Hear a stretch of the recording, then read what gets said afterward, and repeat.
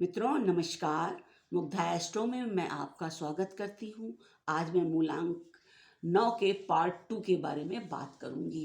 Part 1 में मैंने उनका बेसिक स्वभाव, कार्यप्रणाली और उनका काम करने की फील्ड, उनके लिए लकी नंबर और लकी डेज, कलर्स आदि के बारे में बताया। अब मैं उनके बीमारियाँ और उनको जीवन में घटने वाली घटनाएं और उनके मैरिज इत्यादि के बारे में बताऊंगी। तो शुरू करते हैं। देखिए, मूलांक 9 वाले जो बच्चे होते हैं वो काफ़ी तेज, शैतान, चुलबुले, कह सकते हैं सीधे ना बैठने वाला स्वभाव होता है। इसके कारण इन्हें गिर करके चोट चपेट लगने की संभावना रहती है। पेरेंट्स को विशेष सावधानी रखनी पड़ती है।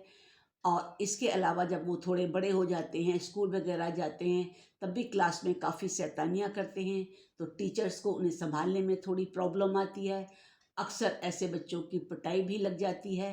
हालांकि आज के समय में पिटाई नहीं की जाती, परंतु 9 वाले शैतान होने के कारण पनिशमेंट प्राप्त करते हैं।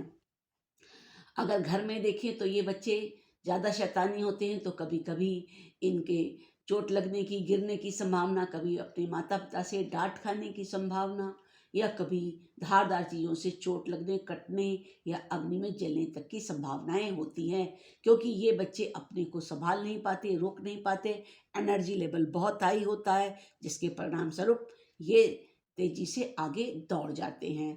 तो इन बच्चों को जब भी हम बड़ा कर रहे होते हैं तो बहुत सावधानी की ज़रूरत होती है, क्योंकि मोर ये एक्टिव बच्चे हैं। अब आगे बात करें कि जब ये बड़े हो जाते हैं तो इनके साथ जीवन में क्या घटनाएं घट सकती हैं। तो इन्हें चोट चपेट की संभावना तो हमेशा है, एक्सीडेंट की संभावना हमेशा है। परंतु जब इनकी बीमारियों की बात करें तो इन्हें ऑपरेशन के लेवल तक गुजरने वाली बीमारियां होती हैं, जैसे स्टोन की प्रॉब्लम। जब आपको ऑपरेशन कराना ही पड़ेगा, अपेंडिक्स का, गॉल ब्लैडर का, किडनी का, या कोई भी बॉडी पार्ट जिसमें इतनी अधिक प्रॉब्लम हो जाए कि उसे ऑपरेशन से गुजरना पड़े। क्योंकि कट, खून, चोट ये मंगल का नेचर है, और ऐसे प्रकृति वाले व्यक्तियों के साथ ऐसा अक्सर होता रहता है। इसके अतिरिक्त अगर हम इनकी शादी की बात करें तो इनका मैरिज लाइफ बहुत सक्सेस नहीं होता, क्योंकि ये एग्रेसिव हैं, गुस्से वाले हैं। इसके आपस में लड़ाई झगड़े काफ़ी होते हैं। तो उसमें कह सकते हैं कि नॉर्मल या नॉर्मल से भी नीचे का स्तर रहता है। प्रेम प्रसंगों की बात करें तो ये प्रेम प्रसंगों में इन्वॉल्व ज़्यादा नहीं होते। अगर हो भी गए तो इनका बहुत लंबे समय तक प्रेम प्रसंग नहीं चल पाता। इनको जंग का मैदान पसंद है। इसका मालिक मंगल है, तो मंगल कभी भी शांत होकर के कमरे में, घर में नहीं बैठता। उसे फील्ड चाहिए, उसे सोशल एक्टिविटीज़ चाहिए। वो पार्टी करना पसंद करता है, घूमना फिरना पसंद करता है, मस्ती करना पसंद करता है, और कह सकते हैं कि उसे फील्ड में रहना काफ़ी पसंद है। ये लोग घर में रहने वाले लोग नहीं होते हैं।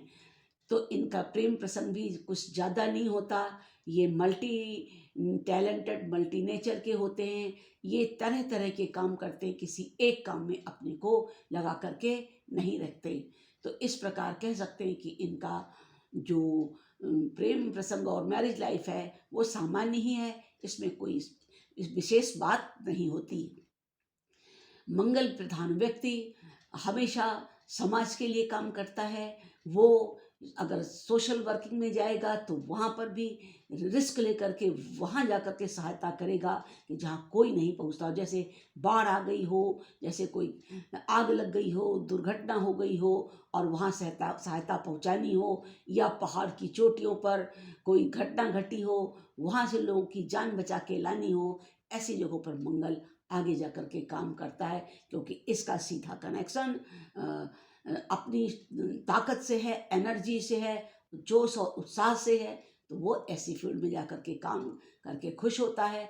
ऐसे हम समझ सकते हैं कि मंगल जो है ऊष्मा प्रधान, ऊर्जा प्रधान ग्रह है, और जिनका नंबर 9 होता है उनमें ये शक्ति हम देख सकते हैं और महसूस करते हैं। आज के लिए बस इतना ही। फिर मिलेंगे किसी एक नए वीडियो के साथ। तब तक के लिए प्रणाम।